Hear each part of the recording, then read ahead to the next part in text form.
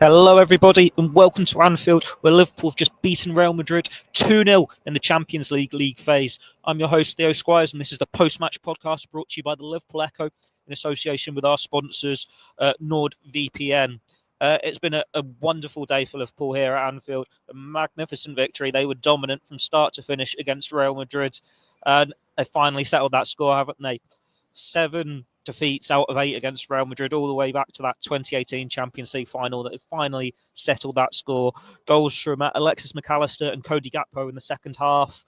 There's a couple of injury scares, which I'll get to in a moment. As always, we are live on YouTube, so get your comments in. I'll interact with some of them as we go along. But yeah, it's just a great performance from Liverpool. They dominated from start to finish in the first half. They had a number of chances and they're unlucky not to be ahead.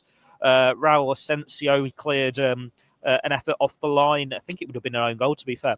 But Salah plays in Darwin Núñez. He shoots at Courtois. Courtois pushes it onto his own defender and he hooks it away. Courtois made a couple of saves in that first half, but Liverpool up the ante after the break, and they get the desserts. Conor Bradley was unfortunate not to score. Good header kept out by Courtois, but then moments later he's involved in the opener. Lovely 1-2 with Alexis Mac Allister, and Mac Allister finishes a cross goal into that bottom left-hand corner in front of the Kop. Now, there was plenty of drama as well. Both sides saw penalties. Missed, saved. Real Madrid's was Kylian Mbappe, and what a save from Kevin Kelleher. Magnificent from the goalkeeper as he goes down to his left, low, tips it behind the post. He's faced penalties in his last 4 games for club and country, and he saved 3 of them. Granted, Southampton scored the rebound at the weekend, but nothing like that here today. Now, at the other end, Mohamed Salah missed a penalty of his own, and he'll be a little bit irritated by that. He skips past the defender, and he just gets brought down in the box. He steps up and just powers it just wide of the post, smile on his face, but we'll know he'll be frustrated with that. And you think on another day, maybe Liverpool going to rue it, but no such luck here. A lovely second goal from substitute Cody Gakpo, who'd only just come on. Comes from a Liverpool corner. Andy Robertson plays it short to Curtis Jones, gets it back, whips into the far post, and Gakpo's there, out jumping Luka Modric, of all people, to powerfully head home. It's a great header from him. Now, as I said, get your comments in. Michael Foley's got one here talking about some of the outstanding team performances. I'll get that on screen. There we go. Outstanding performance by all Liverpool players, especially by Conor Bradley and Kevin Kelleher. And yeah, Bradley was superb. His name was sung time and time again. There's only one Conor Bradley. In the first half, there is an absolutely outstanding slide and tackle he does on Kylian Mbappe. And just think, he is up against one of the very best players in the world, starting, and he kept him quiet for the majority. He did so well. And then there's also the added narrative of Real Madrid, Trent Alexander-Arnold. We know what happens there, don't we? They've been linked with him so often. We know Trent's out of contract at the end of the season. He was on the bench tonight, back from that hamstring injury, but not fit enough to start. But Conor Bradley stole the show. You wonder which of the Liverpool right-backs Real Madrid will be after now. But if Trent does go, if there is a move at the end of that contract, then Liverpool have got a really capable deputy to step in and be their first choice in Conor Bradley. A magnificent performance from him. And I'm sure Ian Doyle's player ratings will say the same when we get to them. And Kelleher, well, he had very little to do, to be honest with you. But then he goes and gets that magnificent penalty save. There were a couple of others, but yeah, a great performance from the Irishman once again. With Alisson Becker still sidelined, you have to wonder when he is back, who starts? Like, I know Arne Slot has said the Irishman will drop out, Alisson will come back, but he is giving him a more and more difficult decision by the week, isn't he? Another brilliant performance. Alisson's not back in team training yet, so it'll be interesting to see if there's a change in goal at the weekend if he does return to team training before Sunday. As I said, with injuries, Conor Bradley seems to have tweaked his hamstring or something, I believe. He was limping at the end. He went forward on another Mourodin run, linking up well with a couple of his teammates, but he pulled up his leg. He went down and eventually limped off. Not the worst limp, but it is a doubt, isn't it? Joe Gomez came on for him ahead of Trent, so obviously they haven't had to give Trent minutes today when he's only just come back from a hamstring injury himself. But it is a concern for Liverpool with Manchester City up the weekend when you've got that chance to extend the lead at the top of the Premier League table. If Trent's not fit enough to start, probably going to have to go for Joe Gomez. But Joe Gomez could be needed at centre-back because Ibrahim Konate went down after the final whistle and he was in real pain. It took him a while to get back up to his feet. When he was walking off, he had to stop a number of times. He was a little bit aided by a medical team. He was in pain. His limp was a lot heavier than Conor Bradley's. They both went down the tunnel just in front of each other, really. And Bradley had a smile on his face, but Konate was invisible discomfort. So you'd imagine he's probably not going to be fit for Man City. So Joe Gomez or Jarell Quansah, Liverpool are going to have to make changes, which is a shame when the defence have been playing so well. Well, that partnership of Van Dijk and Konate for the majority. But then we've seen Gomez come on. Was it against Aston Villa when Konate was forced off, and he was superb in that. It was still a big blow for Liverpool, but hopefully nothing too serious there. Arne Slot will have his press conference in a little while, and we'll get injury updates on the two of them. Though we can hazard a guess at what he's going to say. Too early to say, but with Man City on their horizon, it's not something you want to see. What the comments have we got? Andrew is full of praise for Liverpool, saying they're playing good, mature football, well composed and structured. You'll never walk alone. What I like about this Liverpool team is they look so assured of themselves. They're so calm. They're so confident. They can just pass the ball around really well, stay in control of the game, sniff out chances, and when they get their moments, they take them. And when they're under the cosh a little bit and teams are attacking against them, they do well to see it out. They kept so many Real Madrid star players really quiet tonight. And yeah, if you could do it against the reigning European champions, maybe they can do it against the reigning English champions on Sunday. But yeah, it's a magnificent performance from them. Skulga Gungun, sorry if I said that wrong. He said Robertson is in cahoots with Kelleher to get his market value up. Of course, that is. It was Robertson who conceded that penalty for Real Madrid. It's a bit of a soft one, but that's 2 penalties conceded in 2 games. And with Kostas Tsimikas out injured at the moment with an ankle injury, those defensive injuries are stacking up, aren't they? I'm sure that's something that Arne Slot is going to reference. We've got another comment from Floriat saying Conor Bradley was brilliant second half. He was deservedly having his name sung throughout and got a standing ovation when he limped off at the end.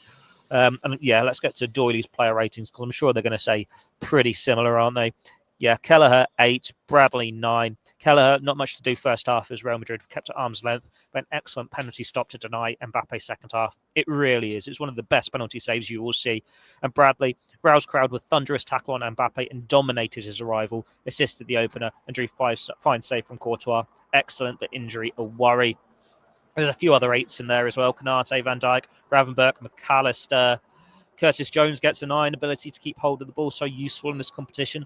And a danger when drifting into the box. Came into his own second half. And Diaz an 8 as well. As you can imagine, these ratings are very, very positive for me and Doyle. So go on the Liverpool Echo website to check them out. Chico's very confident despite those injuries. He's saying Liverpool will win on Sunday. Don't worry, obviously. They win on Sunday against Man City. They go 11 points clear of Manchester City. Can't guarantee it'll be at top of the table because Arsenal and Chelsea can win themselves and overtake Man City. But whilst we're talking about tables, let's have a look at the Champions League table because that Liverpool have made it 5 wins from 5 there. So they are comfortably top of the new league phase. 15 points. Inter Milan are second on 13. Barcelona third on 12. Borussia Dortmund fourth on 12. Then you've got Atalanta on 11, Leverkusen on 10, Arsenal 10, Monaco 10. And then you've got Villa, Sporting, Brest and Lille also on 10 points to make up the top 12. Now, a reminder, it's only the top 8 that go through to the automatic knockout stages, so like the round of 16 onwards, and it will be seeded. So say it stays as it is, Liverpool first, Inter Milan second. I believe Liverpool couldn't face Inter Milan until the final, though I need to do some homework on that to make sure that is correct. But yeah, Liverpool are getting there, aren't they? Girona are up next in the Champions League. If you're 5 points clear of the rest of the sides now in that top 8, you'd imagine that in that 6th game they should be able to clinch their place in the top 8, and then it's whether they go out for clinching top spot or not. Played 5, won 5, scored 12, conceded 1. It really doesn't get much better. This insane run under new head coach Arne Slot goes on and on and on, and they've just humbled the reigning European champions. Granted, Real Madrid had their injuries, but they kept Mbappe quiet. They kept Bellingham quiet.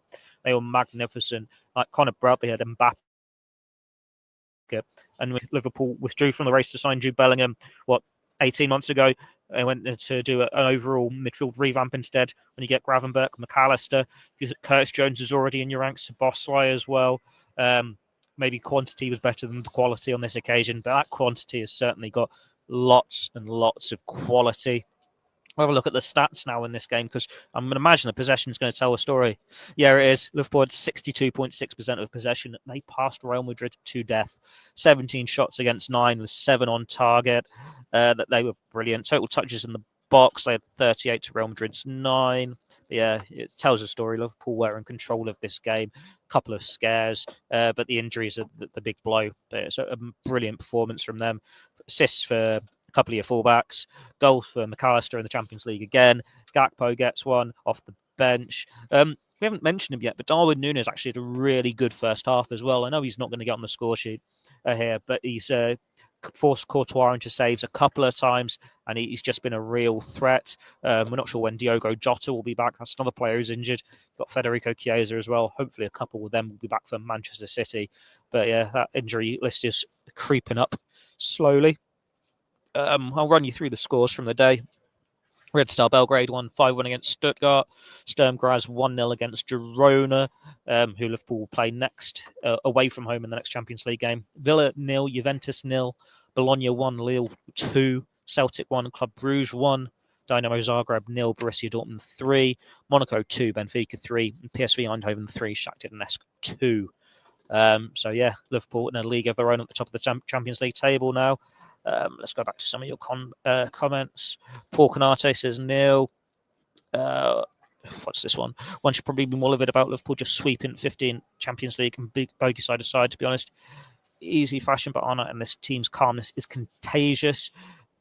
They're just so enjoyable to watch at the moment. They're like an United side that is capable of winning the biggest honours. Like, we had Jurgen Klopp's rock and roll football. You'd force chaos, you'd force mistakes, and it was so exciting to watch. But this added bit of control from Arne Slot's men is really making the difference. It's just how well they're going to navigate these injuries, because like I say, if those two players are, Konate and Bradley, are out for the weekend, that list is growing and growing. Like, it's 4 players out at the moment, I believe. Yeah, with Trent back today on the bench, not that he played, it's 4 players already out injured. That rises to 6. Tsimikas was an ankle injury, so we're not sure when he's going to be back. Chiesa has been in parts of team training. Like, he was team training at the open session yesterday, and he was involved on Friday, but not risked in the squad today. So it's how soon they want to put him back in the matchday squad. Maybe Man City is not the one for that. Alisson Becker, he's still sidelined. He's done individual training, but not team training yet. Same as Diogo Jota. So you're just waiting for them to take those next steps into team training before we can get a better idea of when they'll be available for action. But you throw in Konate and Bradley. Bradley, like I said, he was limping, but he had a smile on his face. It wasn't too heavy. So maybe it's like the one Trent had where he was out for a couple of weeks, but Konate's looked a little bit more serious.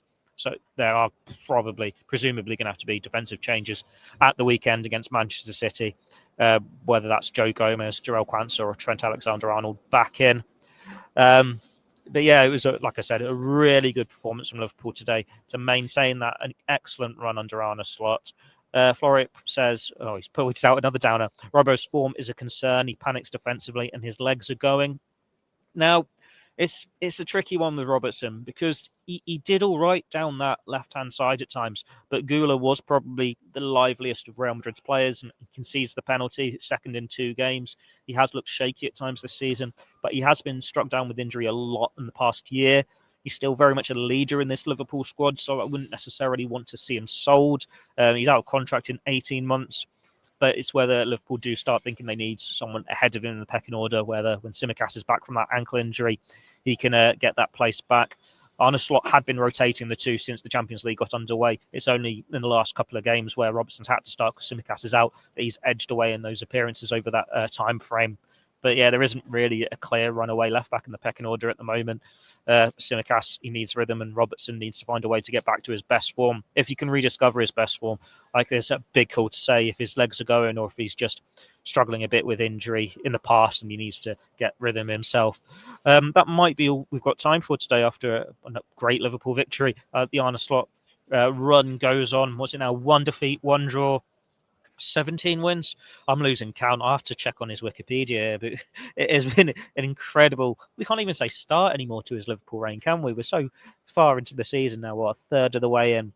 But who could have predicted this when Jurgen Klopp stepped down? Arne Slot has managed to do what Jurgen Klopp never could and beat Real Madrid, and confidently and emphatically too. We've got one more comment here from Daniel. Jones was excellent. McAllister a start and Grav is gravy. We've got the best midfield in the world. You got Szoboszlai to throw in there as well. Harvey Elliott, Wataru Endo, who's done really well when he's come on to see out games. It is a real nice combination. And then that Liverpool engine room, they've got a bit of everything. And they've just outshone Luka Modric, one of the greatest midfielders of his generation, Jude Bellingham and Eduardo Camavinga. How much that trio cost Real Madrid? It is insane. Florian Jokes Klopp was clearly holding us back. We don't want to get carried away, but it's Klopp the Shankly to Slots Paisley. I'm not going to say that just yet. Let's get to the end of the season first and see how this maiden campaign goes. But yeah, so far, so good. That's all we've got time for here at Anfield, because I've got to get downstairs for Jurgen Klopp. Oh, what have you done to me, your Floria? It's at Arne Slot's press conference. I think that's the first time I've slipped up like that so far this season. Arne Slot's press conference, where we'll get injury updates on Konate and Bradley, along with all the reaction to Liverpool's great win over Real Madrid. Keep it with the Blood Red channel and the Echo website for Doyley's player ratings, Gorsty's verdict, analysis, all the other quotes. And then we'll just enjoy Real Madrid beating them for a little while longer before we turn ahead to Man City at the weekend. Thanks for tuning in. Unless we've got any more comments, that is it. Yeah. Thanks and goodbye.